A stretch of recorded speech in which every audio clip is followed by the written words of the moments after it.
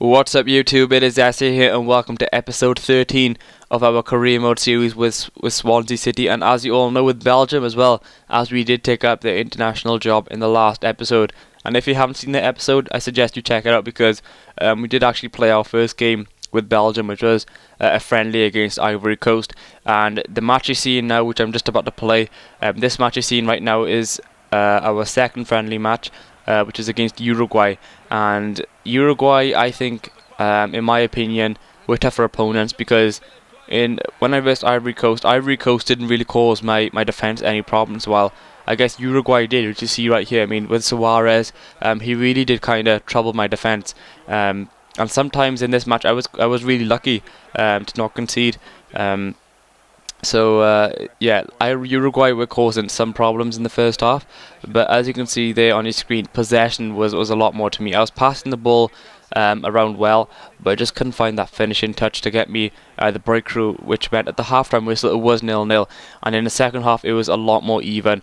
Possession was more even, and Uruguay were getting many chances, and they should have really been in front with a chance here with Castino. He normally hits them in the back of the net, but as you can see, a very poor shot, and to be honest, it was easier for Uruguay to score, but they just couldn't take their chances, and I punished them for that with Hazard, who took the shot there, and that really was a huge deflection from the Uruguay defender Albin.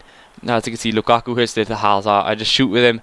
I try and hit it in the near post, but it comes off the foot of Albin, which sends the ball in the opposite corner and gave the goalkeeper no chance. But I wasn't complaining because it did grab us our first goal, and that put us ahead 1-0 up. But then Uruguay had a very good shot there in the bar, but then it rebounded off to Suarez, who was not going to miss that. The star striker scoring a goal. I'm not too sure what Martin was doing there. As you just seen there, he just kind of stuck to the ground. He should have really headed that away, not let Suarez come in with a header. But that really was poor defending from him. Not really like him to do that, but it did get Uruguay the goal back, and that made it 1-0. But then look at that play from Hazard, taking it around the defender. Very, very good skill from him. And then that is a devastating finish. That is a lethal finish from him, and gave the goalkeeper no chance. And that put us up 2-1 in the game. We could have got another one there, but that really was a poor shot from the Belgium striker. I am not too sure what he was doing there, but all I can tell you is that I'm not going to try another finesse shot because in this game they don't really work out for me. But as you can see, they had a lot more shots, almost twice the number of shots as Uruguay in this game, and unfortunately I couldn't take them, and it was only a matter of time for Uruguay, who punished me for not taking the Perez scoring a goal there. They punished me for not taking my chances, and they did get back in the game. I made the score 2-2, but then I replied again with Merteng with some brilliant skill to take it around the defender, and forced the goalkeeper to make a very good save. And then Dembele was there at the right time to score that goal, and that put us up 3-2. And finally, the match did end 3-2 to Belgium in a very, very entertaining and exciting match. Very attacking, good attacking football in a match which I thoroughly enjoyed, and that made it 2 out of 2 and kept our 100% record, and hopefully we can continue that in our next match, which I think is against Portugal, and that's in a few months' time. But for now, we have to get back to Swansea and back into the Premier League, and we have a match against Blackburn. And as you just seen there, Blackburn went on very good form. They actually had lost their last 3 games, so I was looking to get 3 points in this match. And I did get a very good start here with Dyer scoring the goal, a very good turn away from the defender, and just using his pace there, just to get that opening and then clear his way for the shot. And it was a very good finish from him, as he has been doing all season, and that put us up 1-0 in the match. And Blackburn did go in my box sometimes. They did have a few chances, but I was defending well, which kept the score at 1-0 at the half-time whistle. And in the second half, it was much the same. But I mean, every time I tried to get up front, Blackburn were defending well. The defence was a lot more tighter, but so was mine, which denied Blackburn the goal, which meant at the final whistle it did finish 1-0 to Swansea. And most importantly, it grabbed us those all-important 3 points, and we look to continue that good form into West Ham. And again, this was another game where I was looking to hopefully grab the 3 points and to put on a good performance, because these are really teams I need to be winning against. And with a good form I've been on in the last few games. I was looking and again for 3 points, and I had a very good start there with Routledge getting into space, but he just couldn't finish that one off. And West Ham were lucky in some cases, but thankfully Warm was saving well to keep the score at 0-0 and deny West Ham the goal. And as you can see, a shot from Dyer, those normally go in, but that was well saved by the West Ham goalkeeper. And look at that for a goal right before half time from Michu on his sweet left foot. His left foot is so good in this game. That really was a good, powerful shot into the near post, and that put us up 1-0 at the half-time whistle.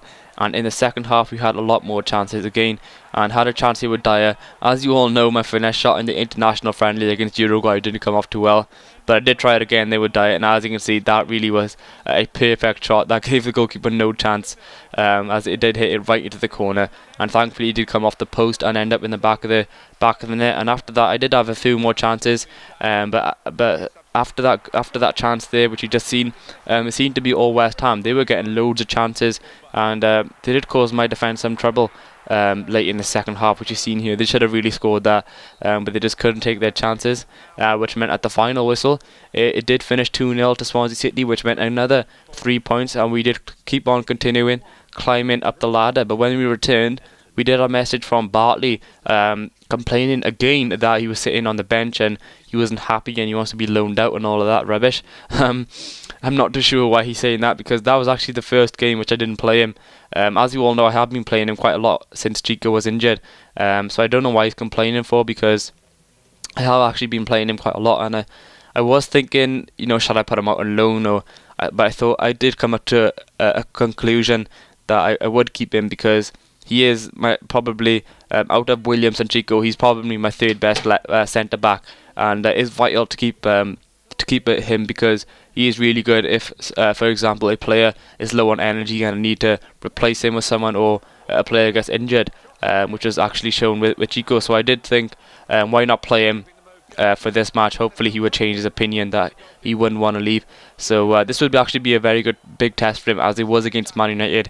And Bartley actually made a very big mistake there, sliding to Van Persie, who didn't even touch Van Persie, who touched the ball, and they gave Van Persie the room, and when he gets one-on-one, he wouldn't have missed that. That was a very good goal from Van Persie, and Bartley actually cost us that goal, and it did finish 1-0 to Manchester United at the half-time whistle.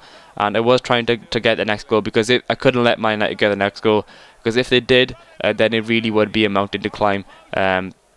As Man United are a top quality team, and Man United, unfortunately for me, did get their second goal with Hope, who I think is their replacement for Rooney. I'm not too sure, because I think Rooney has been sold to someone else. So I think they bought Hope with their replacement, and he seems a pretty good quality player. I mean, he caused my defensive problems. And look at that miss there from Van Persie. He should have scored that. And again, Hernandez missed there with the open goal when my goalkeeper was upfield. But at the end of that, he did finish 2-0. A match where, I mean, I wasn't really disappointed, because I knew that it was a match where what was going to be tough, and I wasn't really expecting a point from there. And it wasn't much to complain about in that match either, because I was outperformed and it could have been a lot worse. But again, we had to regain our focus and hopefully get back onto the good form which we were having before the Man United match against Sunderland. And Sunderland really should have been ahead in early in the second half. The chances they had, it was easier to score, as you see here on your screen. But thankfully for me, they were hitting their shots off target, and I did have a chance there with Daniel Graham, but it was well saved by the Sunderland goalkeeper. And then right before half time, Dimarcos got himself into a very good position, and as you can see, he had a very good right foot shot into the top right corner of the goal. He is very good in those positions, and with that brilliant Dimarcos strike, it did put us up 1-0 in the first half. A half where we were very lucky not to be behind, because Sunderland were missing so many chances. In the second half, I had a chance here with Pablo Hernandez, but as you can see, he just rebounded off him, and the goalkeeper scooped that one up.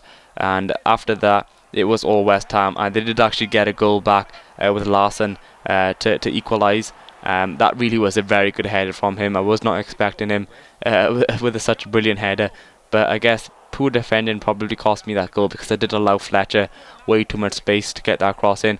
And after that goal, it was all West Ham. as you just seen here, they were missing so many chances in front of goal. And look at the stats in the top left corner.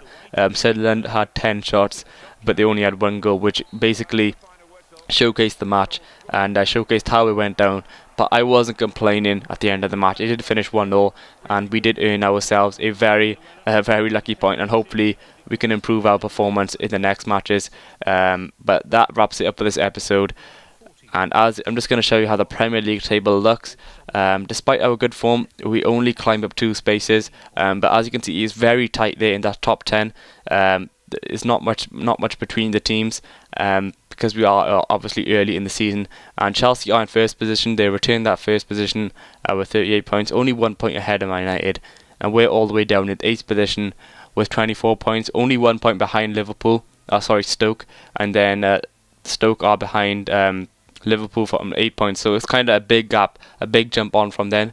But hopefully we can reach the positions where we want to be if we continue this good form and start getting a bit more consistent with our results. And if you want to see this journey continue, guys, please click that subscribe button if you haven't already, and please show your support by giving this video a like, and please feel free to comment in the section below. Thanks for watching, guys. I'll see you in the next video.